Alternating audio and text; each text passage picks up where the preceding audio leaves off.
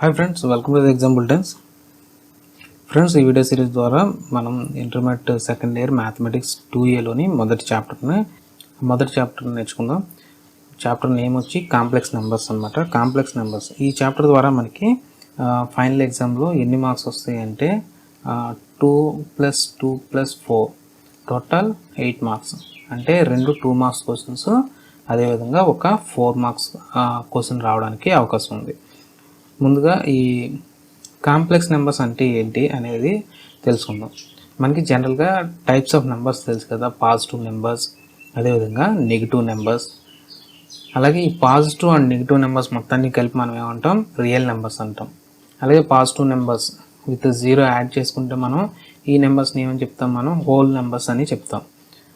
ఇదే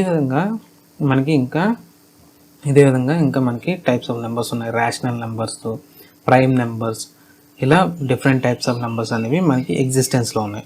సో వీటితో పాటుగా ఒక న్యూ టైప్ ఆఫ్ నెంబర్స్ కూడా ఉన్నాయి. వాటిని మనం కాంప్లెక్స్ నెంబర్స్ అని చెప్పడం జరుగుతుంది.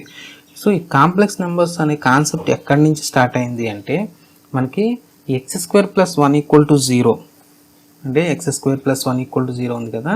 సో ఈ ఈక్వేషన్కి సొల్యూషన్ ఫైండ్ అవుట్ చేయడం దగ్గర నుంచి ఈ కాన్సెప్ట్ అనేది స్టార్ట్ అవుతుంది అని చెప్పుకోవచ్చు. అంటే ఇక్కడ ఒక డౌట్ అరైజ్ అయింది. సో ఈ డౌట్ ఏంటి అంటే, x² + 1 = 0కి మనం సొల్యూషన్ ఫైండ్ అవుట్ చేస్తే ఏమవుతుంది, x² = -1. సో x ఏమవుతుంది, ±√1 అవుతుంది. సో అంటే xకి 2 రూట్స్ ఉండాలి. ఒకటేంటి, x +1, అలాగే x √(-1). x √+1 అనేది ఎగ్జిస్టెన్స్లో ఉన్న టర్మ్, కానీ x √(-1). సో అనేది x √(-1) అనేది నాన్ ఎగ్జిస్టెంట్. స్క్వేర్ రూట్ అనేది ఓన్లీ పాజిటివ్ వాల్యూస్కే ఉంటుంది. ఒక నెంబర్ని అదే నెంబర్తో మల్టిప్లై చేస్తే సేమ్ టైప్ ఆఫ్ నెంబర్ అంటే 2 × 2 4 వస్తే మనం దీన్ని ఈ విధంగా ఉన్న టర్మ్స్కి మనం స్క్వేర్ రూట్ రాయడం జరుగుతుంది. అలా కాకుండా -2 × -2 రాస్తే ఏమవుతుంది, మైనస్ ప్లస్ అయిపోతుంది. సో వాల్యూ 4 వచ్చింది. సో ఇది పాజిటివ్ నెంబర్. ఈ రెండు కూడా నెగిటివ్ నెంబర్స్, అంటే వేరే టైప్ ఆఫ్ నెంబర్స్ వచ్చింది. సో ఈ విధంగా ఉన్న నెంబర్స్కి మనం స్క్వేర్ రూట్ అనేది రాయలేము అనమాట. అంటే నెగిటివ్ నెంబర్స్కి స్క్వేర్ రూట్ లేదు. కానీ యూలర్ థియరీ ప్రకారం ఏదైనా ఒక ఈక్వేషన్ తీసుకుంటే దానికి కంపల్సరీగా 2 రూట్స్ అనేవి ఉంటాయి. సో దీన్ని సాటిస్ఫై చేయడం కోసం మనం ఒక న్యూ టైప్ ఆఫ్ నెంబర్ని ఇమాజిన్ చేసుకోవడం జరిగింది. సో దాన్నే మనం ఐతో డినోట్ చేస్తాం. అది ఏంటంటే √(-1). So i = √(-1). సో దీన్ని మనం ఇమాజినరీ నెంబర్ అని చెప్పడం జరుగుతుంది. ఇమాజినరీ నెంబర్ అంటాం అనమాట. సో ఇప్పుడు మనం ఒక -4కి రూట్ రాయాల్సి వస్తే, √(-4) రాయాల్సి వస్తే మనం ఏ విధంగా రాసుకుంటాం, √(-1) × √(4) కింద రాస్తాం. సో √(-1), సో దీని యొక్క స్క్వేర్ 2 అవుతుంది. సో అంటే దీన్ని 2i. సో √(-4) వాల్యూ ఎంత కింద రాసుకోవచ్చు, మనం 2i కింద రాయడం జరుగుతుంది. సో దీన్నే మనం ఇమాజినరీ నెంబర్ అని చెప్తాం. ఈ ఐని ఇమాజినరీ నెంబర్ అని చెప్పడం జరుగుతుంది అనమాట. So imaginary number. ఇప్పుడు మనం ఒక న్యూ టైప్ ఆఫ్ నెంబర్ గురించి కూడా తెలుసుకున్నాం కదా. ఇక్కడ కాంప్లెక్స్ నెంబర్స్ అంటే ఏంటి అంటే, కాంప్లెక్స్ నెంబర్స్ అనేవి combination of real and imaginary numbers. Combination of real plus imaginary numbers. So ఈ real number plus imaginary number యొక్క కాంబినేషన్ మనం ఏమని చెప్తాం, కాంప్లెక్స్ నెంబర్స్ అని చెప్పడం జరుగుతుంది. ఇప్పుడు కాంప్లెక్స్ నెంబర్స్ యొక్క డెఫినేషన్ చూద్దాం. Complex number is a order pair of real numbers. The set of all complex numbers are denoted by C = a, b, a and b belongs to R. ఇప్పుడు complex numbers definition చూద్దాం. So complex numbers is a ordered pair of real numbers. The set of all complex numbers are denoted by C. And C = a, b and a and b are belongs to R అనమాట. అంటే ఈ real numbers a and b అనేవి రెండు కూడా real నెంబర్స్లో పార్టే. So ఈ set of ఈ a and b అనేవి కూడా రెండు కూడా రియల్ నెంబర్స్లో పార్ట్. సో ఆర్డర్డ్ పేర్ అంటే ఏంటి అంటే ఒక 2 నెంబర్స్ మనం తీసుకున్నట్లయితే ఒకటి ఎక్స్ యాక్సిస్లో ఒక వాల్యూ చూపించాలి. ఫర్ ఎగ్జాంపుల్ ఇది ఎక్స్లో 2 వాల్యూ చూపిస్తుంది కదా, అలాగే వైలో 3 చూపిస్తుంది. సో ఎక్స్లో ఒక వాల్యూ, వైలో ఒక వాల్యూని రిప్రజెంట్ చేసే పేర్ ఆఫ్ నెంబర్స్ని మనం ఏం చెప్తాం, ఆర్డర్ పేర్ ఆఫ్ నెంబర్స్ అని చెప్తాం. కాంప్లెక్స్ నెంబర్స్ని దేంతో డినోట్ చేస్తాం, సి అనే టర్మ్తో డినోట్ చేస్తాం. C equal to a comma b. So ఈ ఏ అండ్ బి అంటే మనం ఈ ఏ తీసుకున్నాం కదా, ఈ ఏ అనే నెంబరు బి అనే నెంబర్ రెండు నెంబర్స్ కూడా రియల్ నెంబర్స్లో భాగమయ్యి ఉంటాయి అన్నమాట.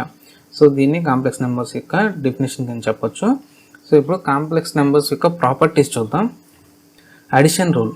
సో ఒక 2 కాంప్లెక్స్ నెంబర్స్ని తీసుకుంటే దాన్ని ఏ విధంగా యాడ్ చేయాలి అంటే, ఫర్ ఎగ్జాంపుల్ 1,2 అదేవిధంగా 3,4 అనే 2 కాంప్లెక్స్ నెంబర్స్ తీసుకున్నాం అనుకుందాం. సో అంటే వీటిని మనం ఏ విధంగా డినోట్ చేస్తామంటే 1 + 2i + 3 + 4i కింద డినోట్ చేస్తాం. సో ఇప్పుడు 3 + 4i కింద డినోట్ చేస్తాం. అడిషన్ రూల్ ప్రకారం 2 కాంప్లెక్స్ నెంబర్స్ అంటే 2 కాంప్లెక్స్ నెంబర్స్ని యాడ్ చేయాలి అంటే ఏం చేయాలి, ముందు దానిలో ఉన్న రియల్ నెంబర్స్ని యాడ్ చేసుకోవాలి. సో ఏ + సి అంటే 1 + 3 = 1 + 3 + b + d. b + d అంటే 2 + 4 × i. సో ఈ 2 ఇమాజినరీ నెంబర్స్, అదేవిధంగా ఈ 2 రియల్ నెంబర్స్. సో వీటి యొక్క టోటల్ ఏమవుతుంది, 1 + 3 4 + 6i. మనం ఫైనల్గా 4 + 6i ఫైనల్గా 4,6 కింద రాయడం జరుగుతుంది అనమాట. అదేవిధంగా సబ్స్ట్రాక్షన్ రూల్. సో ఇది కూడా సేమ్ అనమాట.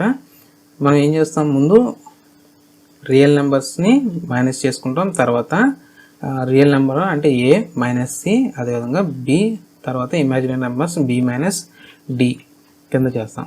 Multiplication rule. So multiplication rule మటుకి మన రెగ్యులర్ క్యాల్కులస్లో ఏ విధంగా ఉంటుందో అదే విధంగా ఉంటుంది.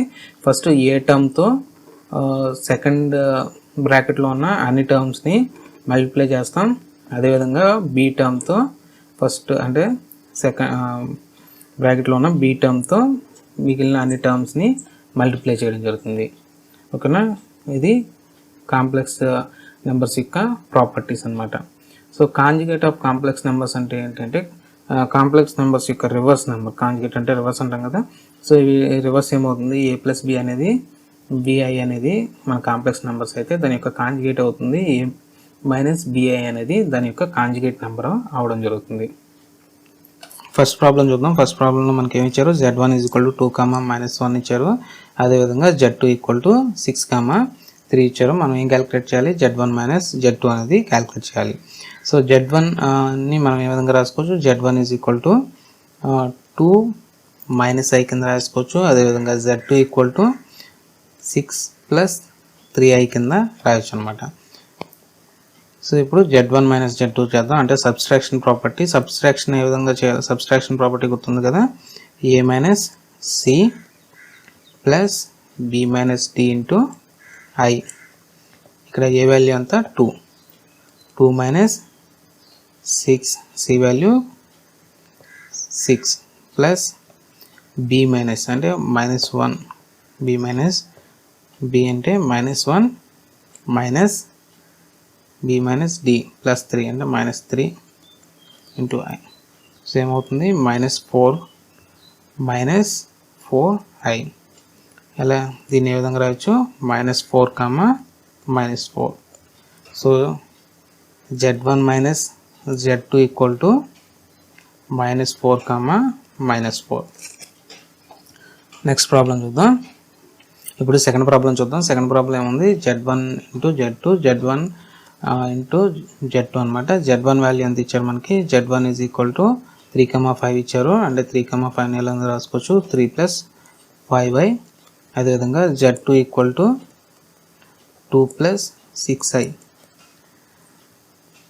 ఇప్పుడు మల్టిప్లికేషన్ ప్రాపర్టీ చూసాం కదా మనం.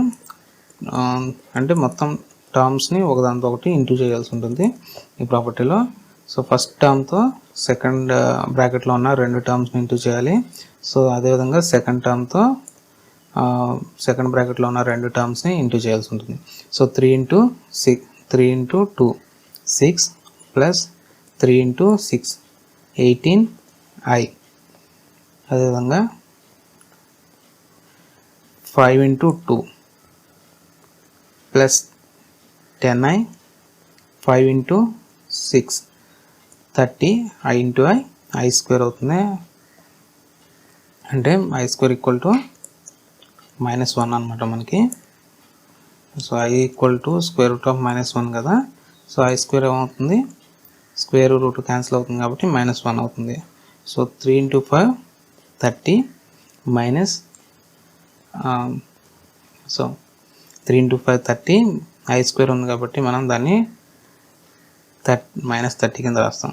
సో ఇక్కడ టోటల్ ఏమైంది -24 రియల్ టర్మ్, అలాగే ఇమాజినరీ టర్మ్ ఎంత అయింది +28i.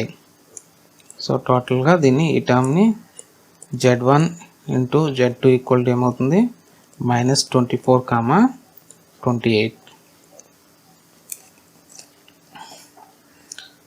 నెక్స్ట్ ప్రాబ్లం చూద్దాం. సో అడిటివ్ ఇన్వర్స్ రాయాలన్నారు. సో అడిటివ్ ఇన్వర్స్ అంటే ఏంటంటే అడిటివ్ ఇన్వర్స్ అనేది z equal to a plus b అయితే అడిటివ్ ఇన్వర్స్ అనేది మైనస్ అవుతుంది, మైనస్ యాడ్ చేయాలి, -a -ba అవుతుంది. అంటే z equal to a, b అనేది మనం తీసుకున్నట్లయితే దాని యొక్క ఇన్వర్స్ ఏమవుతుంది -a, -b అనేది దాని యొక్క ఇన్వర్స్.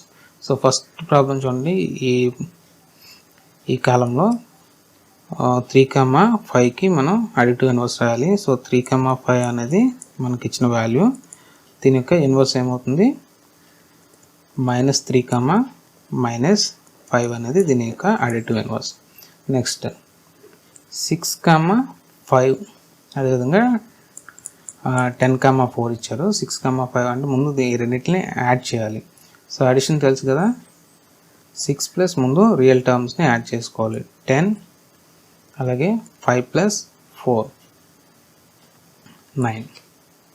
సో ఇదేమవుతుంది 4, 9 అనేది దీని యొక్క అడిషన్. దీని యొక్క అడిటివ్ ఇన్వర్స్ ఏమవుతుంది -4, -9 అనేది దీని యొక్క అడిటివ్ ఇన్వర్స్ అనమాట. ఇప్పుడు ఫోర్త్ ప్రాబ్లం చూద్దాం. ఫోర్త్ ప్రాబ్లంలో మనం ఏం చేయాలి, z1/z2 చేయాలి. z1 ఈక్వల్ టు మనకి ఎంత ఇచ్చారు, z1 ఈక్వల్ టు 6, 3 ఇచ్చారు. అదేవిధంగా z2 ఈక్వల్ టు 2, -1 ఇచ్చారు. సో z1ని మనం ఏ విధంగా రాసుకోవచ్చు, 6 + 3i కింద రాయొచ్చు. అదేవిధంగా z2ని 2 - i కింద రాయాలి. సో ఇప్పుడు మనం చేయాల్సింది z1/z2 వాల్యూ క్యాలిక్యులేట్ చేయాలి. అంటే 6 + 3i/2 - i. సో ఈ డివిజన్ చేసేటప్పుడు మనం ఏం చేయాలంటే పార్షియల్ ఫ్రాక్షన్స్ రాసుకోవాలన్నమాట. 6 + 3i/2 - i into 2 + i/2 + i. So ఈ కింద టర్మ్ చూడండి, ఇది a + b into a - b కింద ఉంది కదా. సో దీన్ని ఏ విధంగా రాస్తాం, a² - b² కింద రాసుకుంటాం. అంటే 6 + 3i into 2 + i by a² - b² అంటే 2² 4 - i² అంటే ఎంత చెప్పాం కదా -1. సో కింద టర్మ్ ఏమవుతుంది,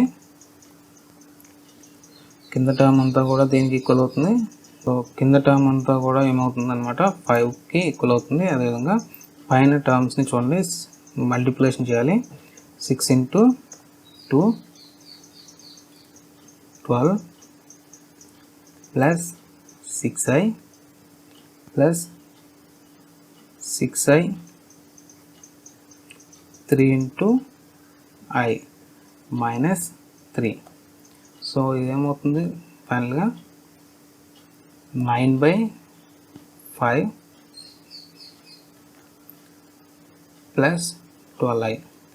సో అంటే మనం దీన్ని సింపుల్గా ఎలా రాసుకోవచ్చు, 9/5 comma 12/5. So z1/z2 equal to 9/5 comma 12/5 అనమాట. నెక్స్ట్ సమ్, ఈ సమ్లో మనం ఏం చేయాలి, z-1/z వాల్యూ క్యాలిక్యులేట్ చేయాలి.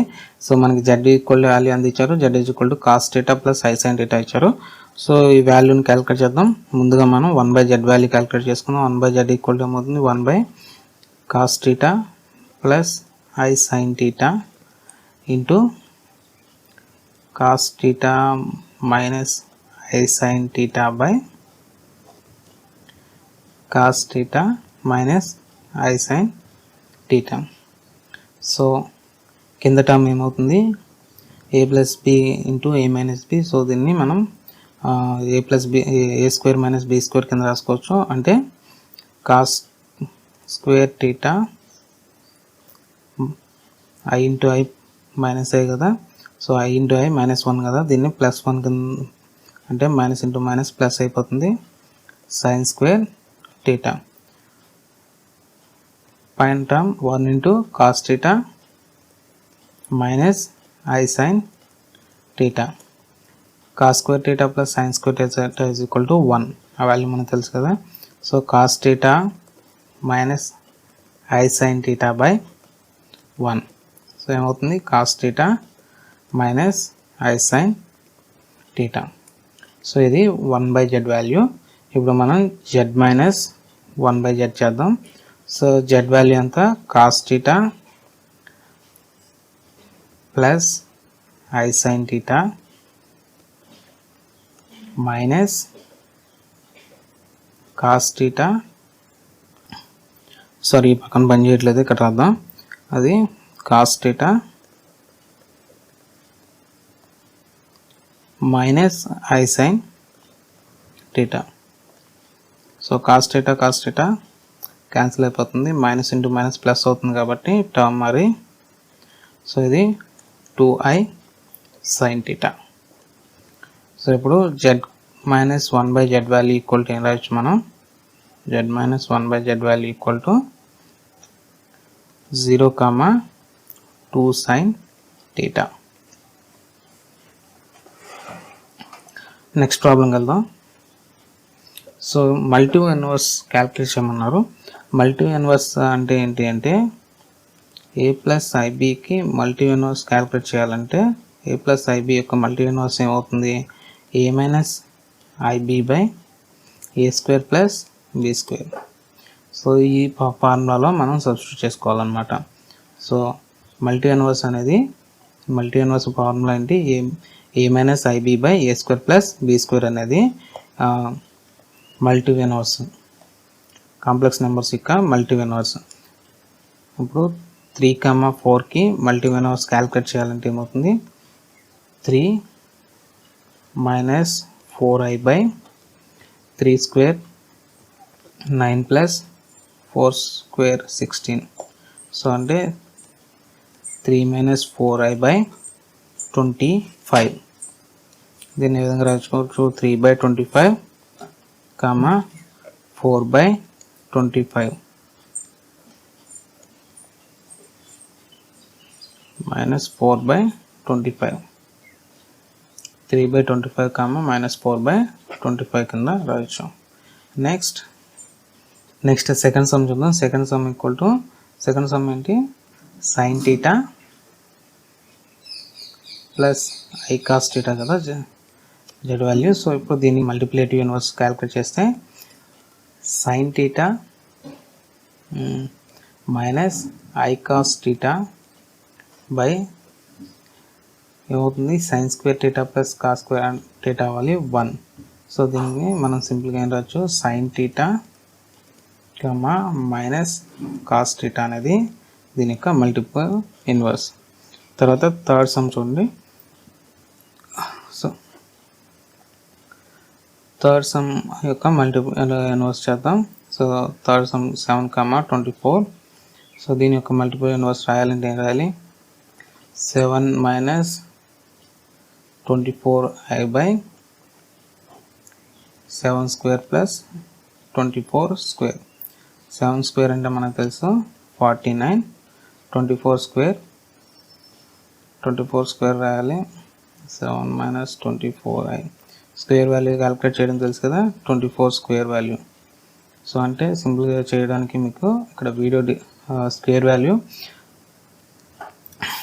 ఏదైనా నెంబర్ యొక్క స్క్వేర్ వాల్యూ అంత సింపుల్గా చేయాలో నా దానికి వీడియో లింక్ పైన ఉంది, దాన్ని చూడండి. సో అంటే 4 యొక్క స్క్వేర్ 16, 2 యొక్క స్క్వేర్ 04, 2 into 4 8, 8 into 2 16. సో ఆ వాల్యూని ఇక్కడ ఏంటి ఫస్ట్ నెంబర్స్ వచ్చేసి 6, 7, 5. సో 576 అనేది దీని యొక్క స్క్వేర్ అనమాట. So 7 + 24i / 49 + 5 76. సో ఇది ఏమవుతుంది 625 అనేది ఆన్సర్. సో ఇది 7/625, 24/625.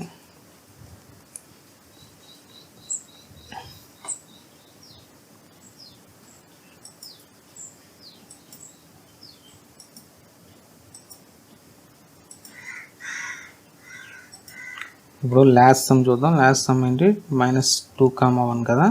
సో దీని యొక్క మల్టిప్లై ఇన్వర్స్ ఏమవుతుంది, -2 + i / 4 + 1. సో ఈక్వల్ టు -2/5 1/5 అనేది దీని యొక్క మల్టిప్లై ఇన్వర్స్ అవుతుంది. Thanks for watching. ఈ వీడియో మీకు నచ్చినట్లయితే లైక్ చేయండి, అదేవిధంగా మీ ఫ్రెండ్స్తో ఈ వీడియో షేర్ చేసుకోండి. ఇంకోసారి గుర్తుపెట్టుకోండి, తెలుగులో ఇటువంటి ఛానల్ మొదటిది కాబట్టి మీ సపోర్ట్ అనేది ఈ ఛానల్కి చాలా అవసరం. మీ విలువైన సూచనని కామెంట్ రూపంలో తెలియజేయడం మాత్రం మర్చిపోవద్దు.